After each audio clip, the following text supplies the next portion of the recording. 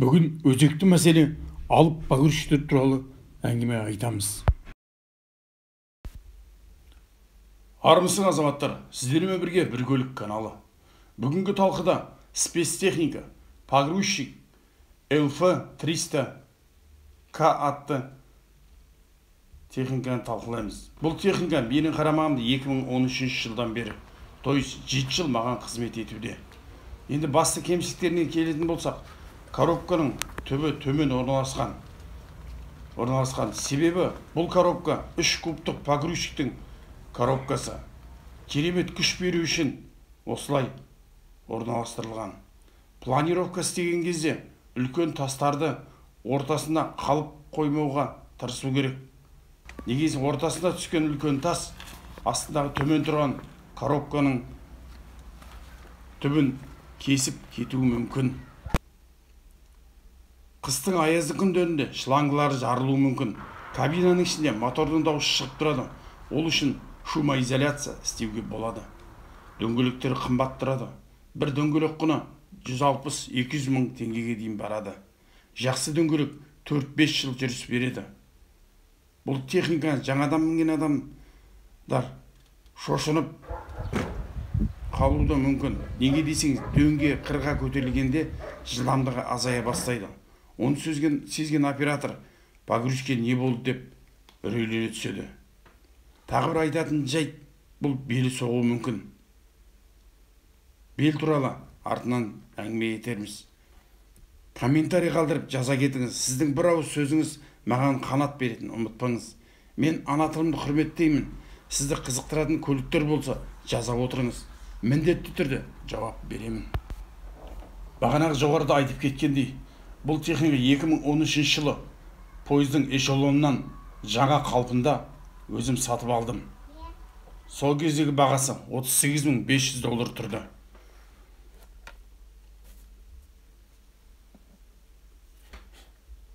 Сол 2013 жылдан бері миллиондаған табыс әкелді.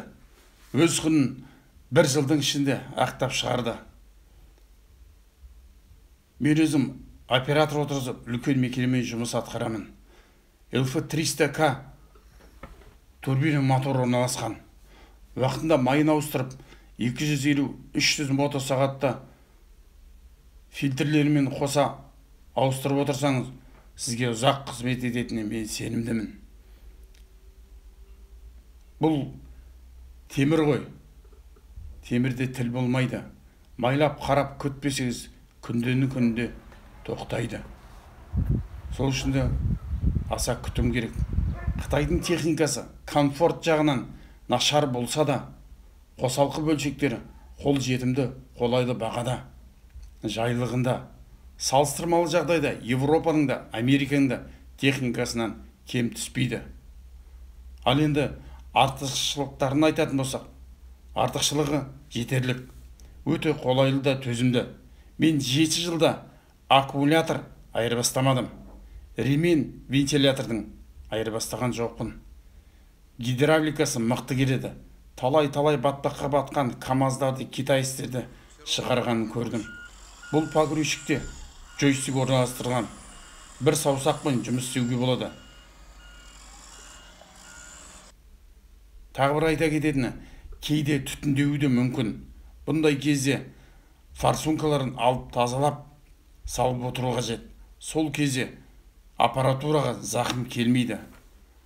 Аппаратура бұзылса 90 мың шығын кіруі мүмкін. Бұл погрузчикте кондиционер орнатылған. Жазды күндері салқын кабинада отырып жұмыс істеп рахат сезініп отыруға болады. Жоғарыда айтылғандай, сіздерге жаңалығым бар дегенге сая мынандай жауап бермекпін. Мен 7 жылдан соң бір капремонт істейін, дұрыстап қарайын деп техникамды түгелдей қолымнан келгенше бұзғызып, қайрадан жинатудамын. Сол бұзғызып сырлаймын, краскалаймын деп жатқан кезде капотты алып жатып, капоттың жұлқылап тартып алған ғой. Сол кезде капоттың ішінде стартерге баратын ВК орналасқан. капотқа бекітілген. Соған қарамай жұлқылап тартылағанда жаңа ВК-ның ішінен шыққан 3 провод, 4 провод үзілген.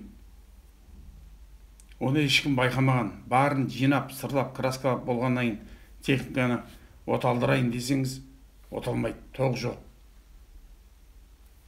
Мына жерде капотты сырлау қалғанда кейбір электр сымдарын үзіп алғанға ұқсайды. Техника оталмай тұр, тоқ жоқ. Соны таба алмай бас қатуда. Бірақ сол жоғарыда капотқа ВК деген беки деп айттым ғой. Сол ВК капотты алған уақытта қайта жұлқылап тартып, 3 сымды қиып үзіп алған. Соны тауып міне жалғайын деп жатырмыз.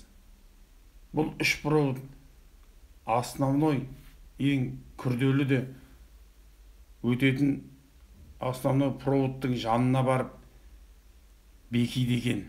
Бекиінде қосымша сымдармен, сым емес, қосымша клипсы ендей. Клипсилармен беки деген. Сол 3 сымды жалғағаннан кейін техника оталды. Ол 3 сымның өзі көрінбейді. Бұл шланг, бұл сымдар бір-біріне замыкание бермес үшін әр сым шлангының ішіне кіргізілген. Пластмассовый шлангының. Пластмассовый шлангы көмегінен бұл ешқашан бір-біріне замыкание бермейді. Міне соларды тауып, соларды қайрадан жалғау үстіндеміз. Сырттай қарасаңыз бәрі де бүтін секілді. Бір-бірден тартылап бос жатқанын көресіз. Бауырлар, келесі видеоны өткізіп алмас үшін тіркеліп алыңыз каналға. Мен берген ақпаратым ұнап жатса, лайк басып, комментарий жазыңыз. Маған мотивация беріңіз. Жоғарыда айтылғандай, сізге сыйлық астындағы сілтемені ала кетіңіз. Тағы да бір айта кететін жайт, бұл погрузчиктің белі соғуы мүмкін деген сөзім болған. Сол бел соғып, мазаларыңызды алып, жүре алмай жүрсеңіздер, хабарласыңыздар, комментарий жазыңыздар. Әр қазақ менің жалғызым, қай жерде болмаңыз, мен сізге жауап беремін. Керек болса, барып та көмектесемін. Мен бұл видеом сізге көмек береді деп ойлаймын. Түсінбеген жерлеріңізді түсініп аласыз деп ойлаймын.